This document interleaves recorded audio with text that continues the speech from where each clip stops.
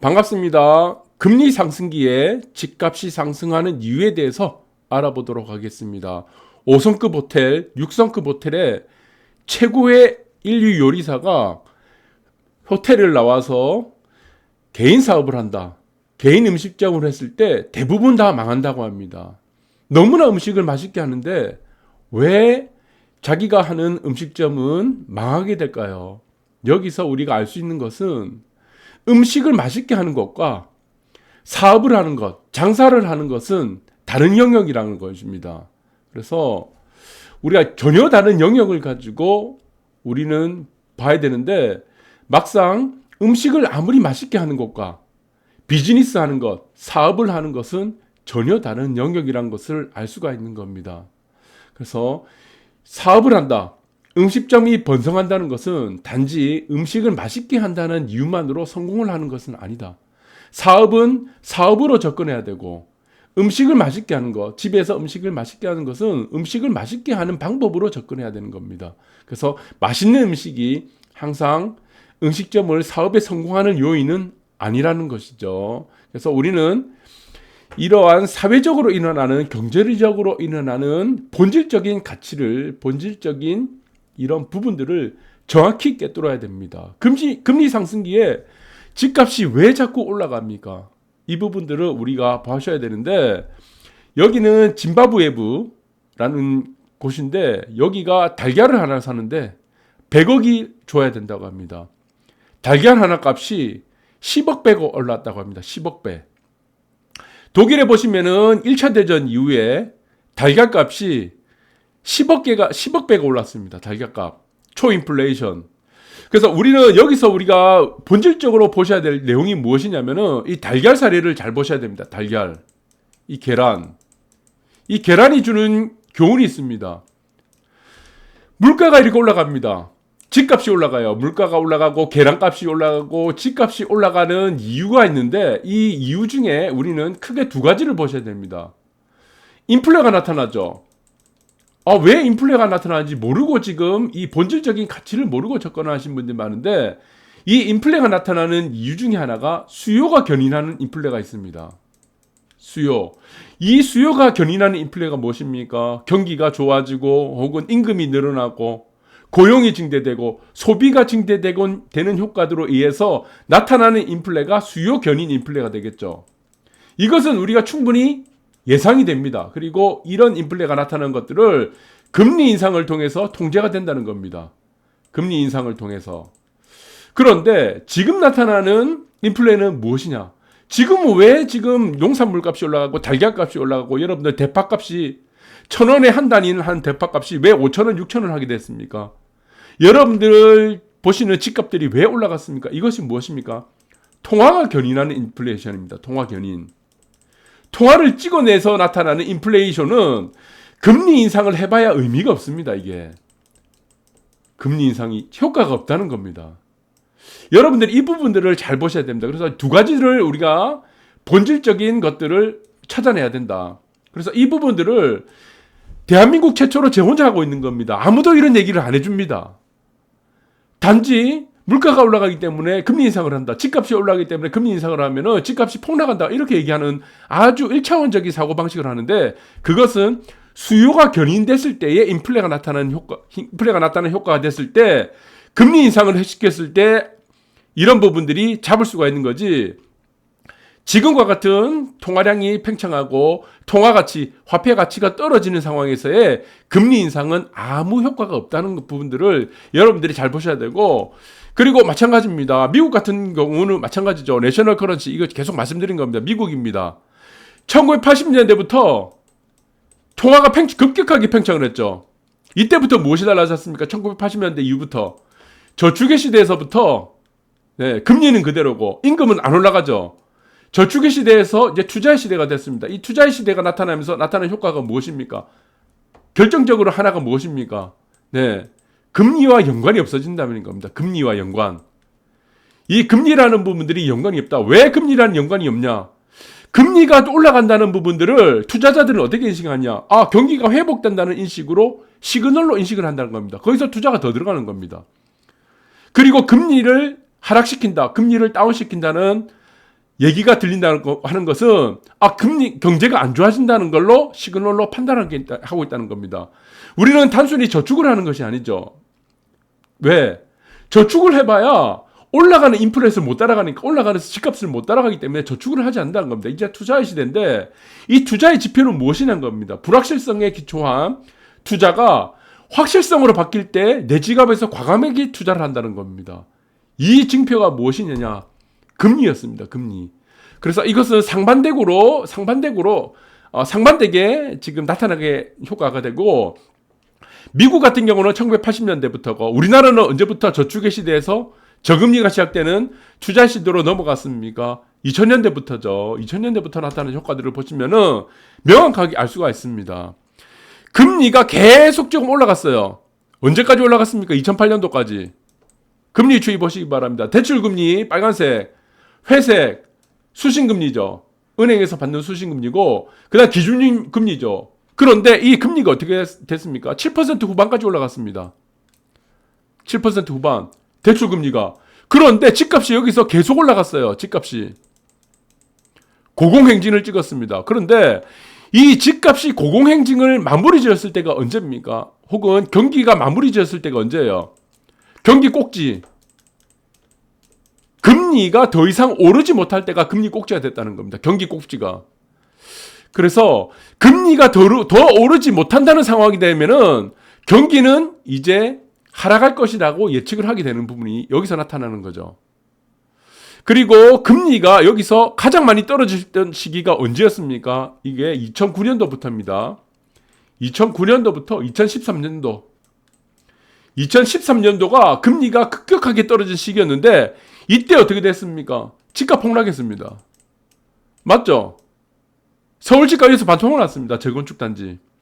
압구정현대 음마아파트 다 반토막 났어요. 왜 반토막이 났습니까? 금리가 더 이상 오르지 못하니까. 여기서 경기가 꼭지라는 확신이 벌어졌다는 겁니다. 그래서 금리가 더 이상 떨어지지 않는다는 상황이 되면은 경기는 이제 회복된다고 생각하게 되고, 금리가 더 이상 오르지 못한다고 생각하면은 여기서는 경기는 꼭지를 친다고 인식이 벌어진다. 이것이 무슨 효과입니까? 우리나라 같은 경우는 2000년대 이후부터 벌어지는 저축의 시대에서 투자의 시대에서 넘어오는 효과입니다. 그래서 금리가 오른다고 집값이 떨어지는 효과가 나오지 않다는 이유가 된다는 겁니다. 여러분들 이 부분들을 잘 보시기 바라고, 그리고 여기서 마찬가지입니다. 지금 금리가 더 이상 떨어지지 않죠. 금리는 떨어지지 않는다. 근데 여러분들 보시면은 이 국면이 있습니다. 12월 달부터 이 국면. 한국과 미국 같은 경우는 작년 3월 달에 가장 많이 떨어졌습니다. 금리가. 그런데 이때 국면에서 금매 물량이 제일 많이 나왔어요. 왜? 공포. 주식하고 부동산이죠. 금매 물량이 최고치에 달했습니다. 그 이후 상황은 금리가 더 이상 떨어지지 않았어요. 더 이상 금리가 떨어지지 않는다는 확신이 드니까 집값이 올라가기 시작한 겁니다. 이해가 되시죠? 그래서 반대입니다. 금리가 더 이상 올라가지 않는다는 징표가 보여지면은 이게 경기가 꼭지 친 거고, 금리가 더 이상 떨어지지 않는다는 것들이 시장에서 시그널로 나온다고 하면은 이것은 경기가 반전을 한다. 그렇게 보시면 됩니다. 회복한다. 국면으로 들어선다. 이렇게 보시는 게, 이것이 바로 저축의 시대에서 투자 시대로 넘어왔다는 것이다. 그리고 금리가 올라가는 효과는 어떨 때 효과가 나타납니까? 수요가 견인되는 효과가 나왔을 때, 임금이 올라가거나 소비가 늘어나거나 이런 효과일 때 효과가 된다. 그래서 현재 국면에서 보시면은 계속적으로 통화가 계속 증대되는 효과에서는 금리가 부동산 가격, 가장 대표적인 수단에서 부동산 가격을 잡을 수 있는 효과는 단 한 번도 나오지 않았다. 이 부분들을 잘 보시기 바랍니다. 여기서도 마찬가지예요. 보시면은 금리가 떨어지는 시기가 있습니다. 금리가 떨어지는 시기에서 보면은 아파트 가격이 내려갑니다. 마찬가지죠. 그리고 2003년도부터입니다. 2003년도, 2005년부터 2008년도까지 이 국면에서 금리 하락이 가장 컸죠. 금리 상승이 가장 컸을 때가 여기서 대출 금리가 8% 거의 7에서 8%까지 올라갔는데 아파트 가격이 가장 많이 올랐습니다. 그리고 2010년도부터 2013년도까지가 금리가 또 여기서 가장 많이 올랐다. 많이 내렸다. 거꾸로. 그런데 아파트 가격은 폭락했다. 거꾸로 갑니다. 그리고 마찬가지로 2013년도부터 다시 보시면은 뭐 2016년도부터 네, 여기서부터 또 2000년대까지 까지는 보시면은 금리가 상승을 한 시기죠. 전체적인 금리가 상승을 한 시기인데 오르고 내리고 했는데 전체적으로 상승한 시기에서는 또 아파트 값이 올라가긴 시기가 됐다. 그래서 완전히 반대로 갑니다, 이것들이. 그래서 시그널을 시장에서는 반대로 해석을 한다는 겁니다. 금리가 올라가면은 경제가 회복된다는 시그널로 보고 금리가 하락한다 그러면은 경제가 악화되거나 침체 국면으로 간다는 시그널로 받아들이기 때문이다. 그래서 금리 상승기에 집값이 상승하는 이유가 2000년대부터 이후부터 나타났던 효과가 무엇이냐? 금리 상승은 경기 회복이라는 신호가 주어졌고 금리 하락은 경기 침체라는 신호로 투자자들은 받아들였다. 이렇게 보시면 될 것 같아요. 기름값, 외식비 정말 무섭습니다. 월급 빼고 다 오른다. 다 오릅니다. 이 월급 빼고 다 오르는 이유가 있죠. 월급만 안 오릅니다. 이 국면에서는. 왜? 통화가 팽창되기 때문에. 통화가 팽창되는 거하고 월급하고는 아무 관계가 없어요. 그런데 많은 사람들이 집값이 올라가는, 통화량 증대가 올라가다니까 집값이 당연히 올라가죠. 현금의 가치가 떨어지니까. 그런데 어떤 사람들이 이렇게 얘기합니다. 월급이 안 오르는데, 임금이 안 오르는데 그 주택을 살 수 있는 사람이 아무도 없어. 그렇기 때문에 아파트 값이 떨어질까? 이렇게 얘기하시는 아주 1차원적인 사고를 하고 있는 분들이 계십니다. 통화가 견인하는 인플레죠. 이것은 월급하고 상관이 없어요. 전혀 상관이 없습니다. 이거는 저축의 시대에서 해당되는 부분입니다. 돈을 모아갖고 월급을 계속 차곡차곡 모아갖고 아끼고 모아서 아파트를 한 채 산다. 이거는 저축의 시대에서 가능하다. 이것이 언제까지 가능했습니까? 2000년대 이전에까지는 가능했던 논리였다. 미국은 언제까지 가능했다? 1980년대 이전까지 가능했다. 라고 보시면 됩니다. 그래서 타이밍을 어떻게 짜느냐. 이 부분들이 굉장히 중요한 요소가 됐다는 부분입니다. 그래서 치솟는 미국의 소비질가 무서 왜 소비자 물가 지수가 올라갔느냐? 수요가 그만큼 늘어나서 아니죠. 통화가 팽창됐기 때문에. 그래서 여기서 보시면은 5월달에 4.7% 예상치 컨센서스가 4.7%인데 컨센서스를 부합하는 것이 아니라 저는 컨센서스를 부합하는 거에다가 오히려 더 넘어갈 수도 있습니다. 물가 상승률이. 모든 것들은 통화 팽창 때문이다라고 보시면 되고, 그리고 수출과 소비 늘어나고 있습니다. 한국 1분기 경제 성장률이 마이너스에서 지금 1.7%까지 올라갔습니다. 그리고 금리가 여기서는 영향을 많이 미치겠죠. 네. 그리고 잠정 GDP 1.7% 아까 나온 수출 호조에 0.1% 대비 올라갔다. 이 내용이 있습니다. 그래서 우리는 소비가 늘어났습니다. 소비가 늘어난 것은 무엇입니까? 네. 수요가 견인되는 거죠. 이것은 어떻게 해야 됩니까? 네, 이 수요가 견인되는 인플레는 어떻게 되는 것이 효과가 되느냐? 금리를 올리면 되죠. 네, 금리를 올려야 되고, 그 다음에 한 가지가 있습니다. 수출.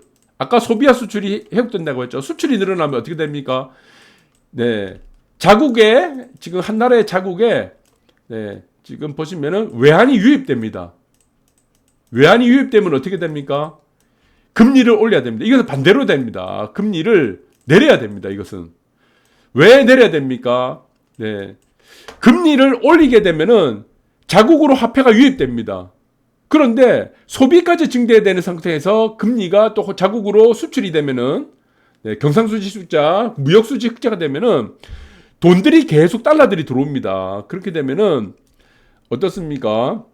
이 외환을 어느 정도 적정선으로 맞춰야 되죠. 외환을. 네. 그래서 환율 이 부분들을 적정 수준으로 맞춰야 되는데 외환들이 계속 유입되면은 환율이 올라가게 됩니다. 환율이 지금 환율이 평가 절상이 됩니다. 그럼 평가 절상이 되면은 수출 기업들의 타격을 받게 됩니다. 그래서 적정선을 유지해야 되는데 그렇기 때문에 금리를 내려야 되죠.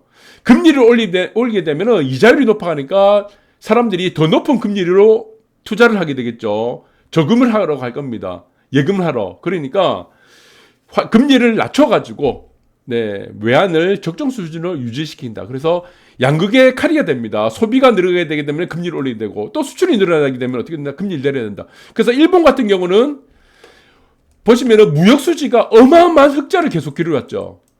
무역 수지가 일본 같은 경우는. 그러니까 이 일본 같은 경우는 수출을 엄청나게 많이 합니다. 그러니까 외환이 계속 들어오는 거예요. 그러니까 이거를 수출 기업들에게 타격을 받지 않기 위해서 어떻게 됩니까? 금리를 계속 내릴 수밖에 없는 거예요. 금리를. 일본이. 그래서 유동성 함자는 계속 빠지는 겁니다. 그래서 금리를 계속 낮추고 아무리 많은 돈을 풀어도 경기가 회복이 되지 않는 겁니다. 그렇다고 금리를 또 올리지 못해요. 계속 무역 수지 흑자되고 외환이 계속 들어오죠. 네, 수출 기업들. 그래서 이 문제가 생긴다는 겁니다. 그래서 여러분들이 양날의 칼을 가지고 있습니다. 소비가 증대된다 그러면 금리를 올려야 되지만 수출이 호조가 된다 이러면 금리를 또 낮춰야 된다는 거죠. 그래서 미국도 마찬가지입니다. 미국은 지금 수입이 감소하고 있고 수출이 늘어나다 보니까 여기서 극단적으로 나오고 있습니다. 미국 같은 경우는 수출이 굉장히 늘어나고 있죠. 늘어나고 있고 그 다음에 수입은 어떻습니까? 수입은 줄어드니까 어떤 효과가 나타납니까? 금리가 떨어지는 효과가 나타나는 겁니다. 여기서 금리가. 그러니까 채권값이 올라간다는 겁니다. 국채가 고공행진한다는 것은 금리가 떨어진다는 거 얘기입니다. 채권값이 떨어진다는 얘기는 뭡니까? 채권값이 올라갔다는 얘기는 금리가 떨어진다는 얘기고 채권값이 올라가게 되면 어떻게 됐냐? 금리가 올라가게 되면은 반대로 채권값은 하락을 하게 됩니다. 이 채권값은 하락이 된다고 거꾸로 간다는 거죠. 그러니까 채권값을 결정하는 요인들은 기준금리도 있겠다, 시장금리도 있고 그 쿠폰금리가 있습니다. 그래서 채권값을 결정할 때는 만기가 얼마큼 남았느냐에 따라서 채권값을 결정하고 그 다음에 무엇입니까? 금리가 또 결정하죠. 시장금리. 그래서 이 부분은 여러분들이 채권 투자 해보신 분은 아시겠지만 두레이션이라는 부분들을 이해를 하셔야 돼요. 두레이션. 이 두레이션은 만기가 얼마큼 남아에 따라서 채권 가격을 결정하거든요. 그래서 이 부분들을 여러분들이 시간 나시면 공부를 좀 해보시고 부동산도 공부를 하셔야 되고 채권도 공부를 하시는 게 좋습니다. 네, 그래서 금리가 내려가면은 채권값이 올라간다. 그래서 내가 채권을 샀다. 그러면은 이 채권값이 올라가서 팔려고 하면 어떻게 됩니까? 금리가 떨어지면 됩니다. 그럼 채권값이 올라가기 때문에. 그래서 수출이 늘어나기 때문에 금리가 미국에서 지금 떨어지고 있다는 겁니다. 시장금리가. 오히려 이렇게 이해하시면 되고 다 이중적입니다. 금리를 올려야 될지 금리를 내려야 될지. 금리를 올리게 되면은 지금 자영업자들 엄청난 타격을 받게 되겠죠. 영세한 사람들. 그리고 기업들의 타격을 받기 때문에 고용 증대가 안 되는 부분도 있고 그렇다고 지금 금리를 낮추게 되면 지금 상태를 유지하게 되면 어떻게 되겠냐. 통화량이 계속 증대해야 되니까 자산 가격만 계속 올라가게 되는 겁니다. 그렇게 된다면 무주택자들이 집을 살 수 없는 요인들이 되고 그래서 상충되는 것들이 계속 이해관계가 충돌하게 됩니다. 마찬가지입니다. 국민들도 마찬가지예요. 모든 사람들은 아니겠지만 집이 없는 사람들, 무주택자들은 항상 이 얘기합니다. 종부세 올려야 된다고 합니다. 그런데 자기들은 어떻게 얘기합니까? 자기들은 돈이 생기면 무조건 부동산부터 산대. 맞잖아요, 이게. 가장 안정적이잖아. 주식은 변동이 위험이 있고, 시장 수익률을 그 주식이 따라간다는 보장이 없고, 코인은 없어지는 시장이고, 가장 안정적인 시장이고, 가장 활용도가 높은 게 집입니다. 아파트. 내가 살 수도 있고, 내가 임대료를 이용해서 수입을 확대시킬 수도 있고 그래서 전부 다 국민들도 이중적인 거예요. 우리는 이 부분들을 잘 보셔야 되는데 내가 부동산이 갖고 있다. 내가 부동산이 가지고 있다는 것에 따라서도 이런 세금 부분에 대해서도 충돌하고 있다. 그러나 모든 사람들이 돈이 있으면 무주택자들이 돈이 있으면 부동산부터 산다. 이 부분들도 여러분들이 보셔야 된다. 그래서 저는 금리에 따라서 여러분들이 한 가지만 결정할 수 있는 부분들이 아니다. 금리가 올라가기 때문에 집값이 올라간다. 이런 단편적으로 얘기할 수 있는 부분들이 전혀 없습니다. 2000년대 이후부터 우리나라는 그리고 미국 같은 경우는 1980년대 이후부터 저축의 시대에서 저금리가 이루어진 투자의 시대부터 넘어왔습니다. 우리나라도 2000년대 이후부터 저금리 기조가 됐죠. 투자의 시대에 넘어왔고 이 투자의 시대에서는 금리가 상승이라는 이런 시장에서 시그널들이 경기 회복의 지표로 나왔기 때문에 시그널로 나왔기 때문에 집값이 상승하는 효과가들이 나왔다. 이때까지 계속 반복적으로 이 부분들을 여러분들이 보시기 바라고 네, 오늘 조금 난해한 내용일 수 있습니다. 저 사람 시장에서 얘기하는 많은 전문가들이 얘기하는 거가 다 반대로 얘기한다고 하시는 분들이 있을 건데 여러분들이 나름대로 공부를 해보시기 바랍니다. 오늘 방송 여기까지 하도록 하겠습니다.